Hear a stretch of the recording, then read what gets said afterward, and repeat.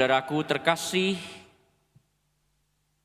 menjelang hari raya kemerdekaan ini, ada kesedihan dan kegelisahan yang cukup besar dalam hati saya itu. Tadi nyanyi Indonesia Raya aja merem saya itu. Kesedihan karena situasi bangsa yang belum sungguh-sungguh merdeka, dalam arti belum merdeka dari kemiskinan misalnya. Apalagi saat ini mencari pekerjaan makin tidak mudah. Belum merdeka dari kebodohan, apalagi dana pendidikan belum maksimal untuk kesejahteraan guru dan anak-anak keluarga yang tidak mampu. Belum merdeka dari rasa atau situasi yang tidak aman. Apalagi kita tahu banyak orang mengalami ancaman-ancaman dan keputusan hukum yang rasa-rasanya tidak sesuai dengan hati nurani. Ngetik khotbah ini aja saya hati-hati gitu ya. Ditambah lagi tadi pagi kabar menyedihkan dari saudari-saudara kita di Flores NTT yang mengalami gempa dahsyat. Belum diketahui persis berapa korbannya, namun banyak orang menderita terdampak gempa ini. Seraya berdoa bagi bangsa kita, berdoa bagi para korban bencana, saya menemukan secercah harapan dalam diri Bunda Maria yang kita hormati secara khusus dalam Hari Raya Santa Perawan Maria diangkat ke surga. Bunda Maria itu selalu mengatakan dirinya adalah seorang hamba. Dia merasa dirinya ya warga sipil biasa, wanita Yahudi pada umumnya, namun menerima tugas yang luhur, menerima kehendak Allah, dilibatkan Allah dalam karya keselamatannya. Maka akan selalu mengatakan, aku ini hamba Tuhan. Terjadilah padaku menurut perkataanmu. Atau dalam kidung tadi, Magnificat, jiwaku memuliakan Tuhan, dan hatiku bergembira karena Allah juru selamatku, sebab Ia telah memperhatikan kerendahan hamba-Nya. Sesungguhnya mulai dari sekarang segala keturunan akan menyebut aku berbahagia, karena Yang Maha Kuasa telah melakukan perbuatan-perbuatan besar kepadaku, dan namanya adalah kudus. Di Maria merasa dirinya bukan siapa-siapa. Yang besar, yang hebat adalah Allah. Karyanya Allah, tetapi aku ini tetaplah seorang hamba. Maria mengajarkan apapun yang kita bawa, yang kita miliki, tanggung jawab yang dipercayakan pada kita dalam hidup ini, itu semua karya Allah. Perutusan Allah. Allah yang besar. Kita tetap bukan siapa-siapa.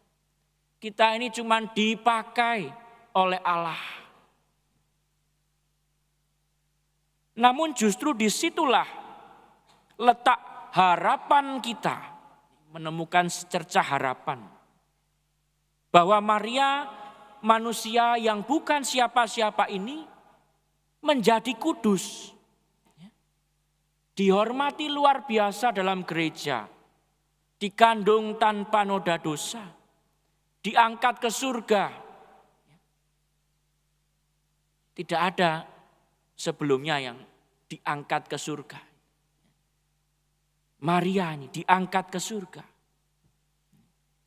Semua karena Allah yang mau pakai hidup kita, dan kita pun mau dipakai oleh Tuhan. Kita manusia biasa ini bisa beroleh kekudusan.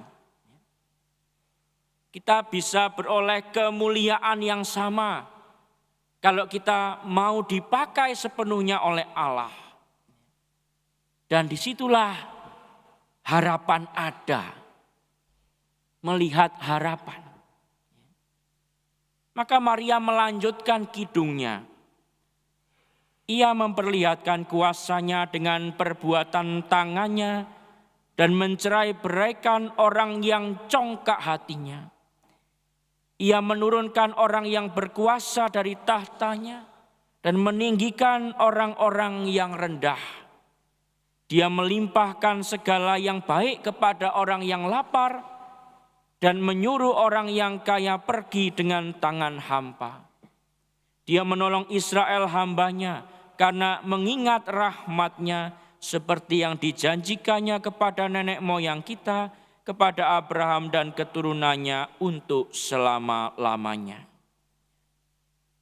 Ada harapan. Ada rasa syukur ketika karya Tuhan kita terima sebagai manusia. Dan kita juga melihat itu dalam diri orang lain.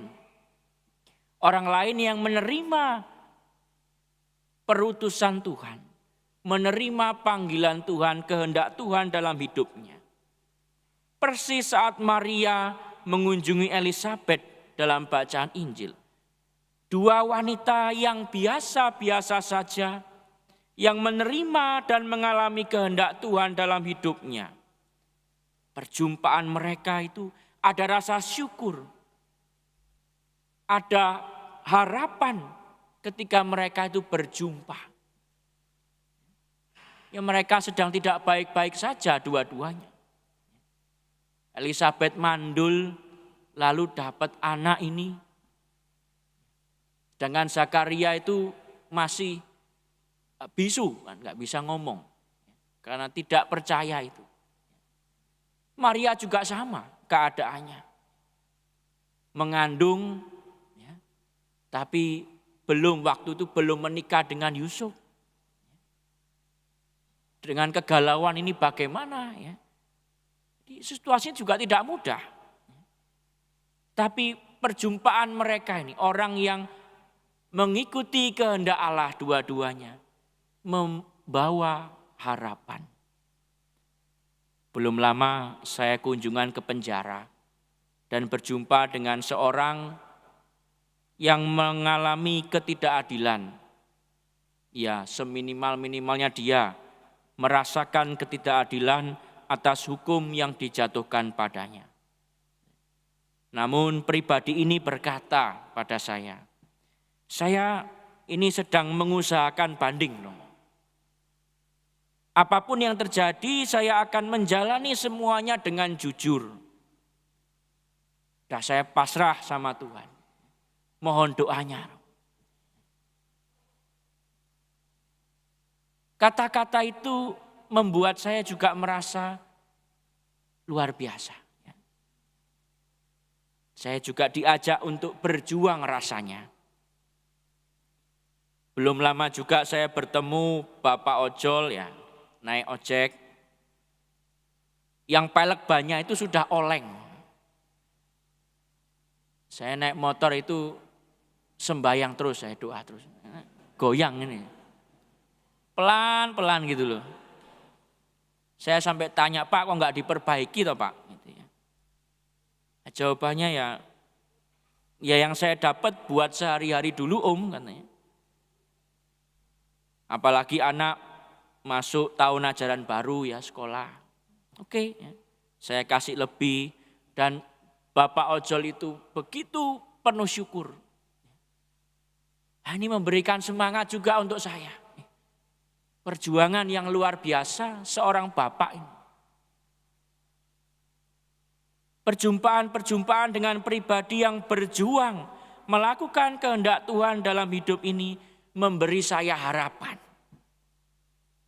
Mungkin juga Anda mengalami itu. Ada harapan di situ. Bukan kepada orang-orang besar, kepada orang-orang hebat yang berpangkat. Enggak, gitu ya. Harapan itu nampak pada orang kecil ini. Orang sederhana, warga biasa, tapi mau menjawab ya pada panggilan Tuhan untuk keluarganya, untuk orang-orang yang mereka cintai, dan untuk Tuhan. Mari kita bersama-sama berjuang, bergandengan tangan, menjawab panggilan Tuhan, menerima kehendak Tuhan dalam hidup kita, juga dalam bangsa ini. Amin.